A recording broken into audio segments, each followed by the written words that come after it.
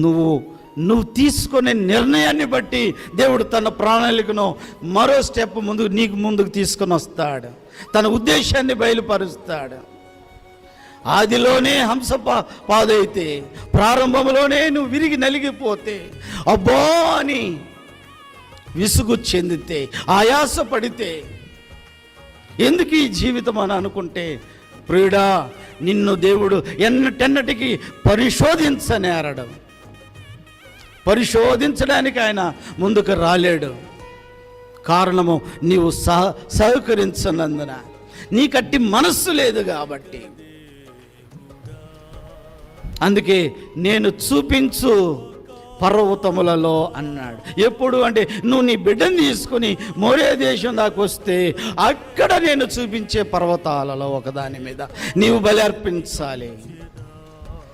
తెల్లవారైందండి, లేచాడు, సిద్ధపడిపోయాడు. భారవాహకమైనటువంటి తన గాడిదకు గంత కట్టాడు, పిల్లోడిని రెడీ చేశాడు. తన పనివారిలో ఇద్దరిని మంచివారిని ఎన్నుకొని బయలుదేరేశాడు. చూడండి ఆ మాటలు. తెల్లవారినప్పుడు అబ్రహాము లేచి తన గాడిదకు గంత కట్టి తన పనివారిలో ఇద్దరిని తన కుమారుడుకు ఇస్సాకుని వెంట పెట్టుకుని దహన బలి కొరకు కట్టెలు చీల్చి వీళ్ళందరినీ గాడిదని పురమాయించాడు. ఇద్దరు పనుల్ని తన్ను తాను సిద్ధపరచుకున్నాడు. తన కుమారుడైన ఇస్సాకును బయలుదేరేలా చేశాడు.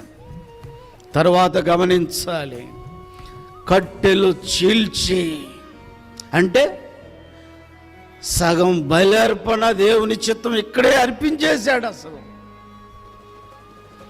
ఇస్సాకుని ఇక్కడే గుడారం దగ్గరే తానున్న స్థలంలో మోరియా దేశం దాకా వెళ్ళనక్కర్లేదు. ఆయనక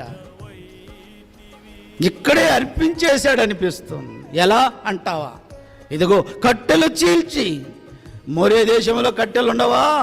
దేవుడు చూపించే ఆ పర్వతాలలో ఒకదాని మీద కట్టెలుండవా? ఎండు కట్టెలు ప్రియులారా, తప్పక ఉండే ఉంటాయి. అయితే చీల్చి ఉండవేమో, చీల్చిన పొలాలు ఉండవేమో, సరిగ్గా మంట రాదేమో, దగదగాని మండదేమో, మొద్దులుంటాయేమో, ఏర్లుంటాయేమో.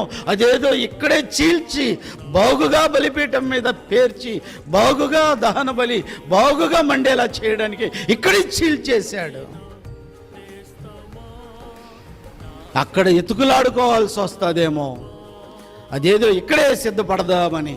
ప్రియులారా, సగం బలి ఇక్కడే అయిపోయింది. చూడండి, వెంటనే కట్టెలు చీల్చి లేచి దేవుడు తనతో చెప్పిన చోటికి వెళ్ళిన మోరియా దేశానికి వెళ్ళిపోయాడు. మోరియా దేశంలో ఉన్న పర్వతాలను చూస్తున్నాడు. ప్రభు ఇప్పుడు వచ్చి ఏ పర్వతం చెప్తే అక్కడికి వెళ్ళాలి నేను అని సిద్ధంగా ఉన్న సమయంలో పక్కనున్న పనివారితో అంటున్నాడు, 3వ నాడు అబ్రహాము కన్నులెత్తి దూరం నుండి ఆ చోటు చూచి, 3 రోజులు ప్రయాణం ప్రియమైన వారలారా, 3వ రోజు దాకా ప్రయాణం చేసి ఆ చోటును చూచి తన పనివారితో, మీరు గాడిదతో ఇక్కడే ఉండండి, నేను బాబు అక్కడికి వెళ్ళి వస్తాం. పనివారులారా, మీరిద్దరును ఇదో ఈ గాడిదని పెట్టుకుని ఇక్కడే ఉండండి.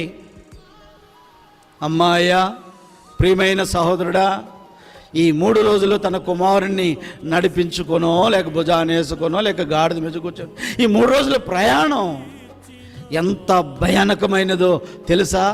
ఆలోచన చెయ్యి.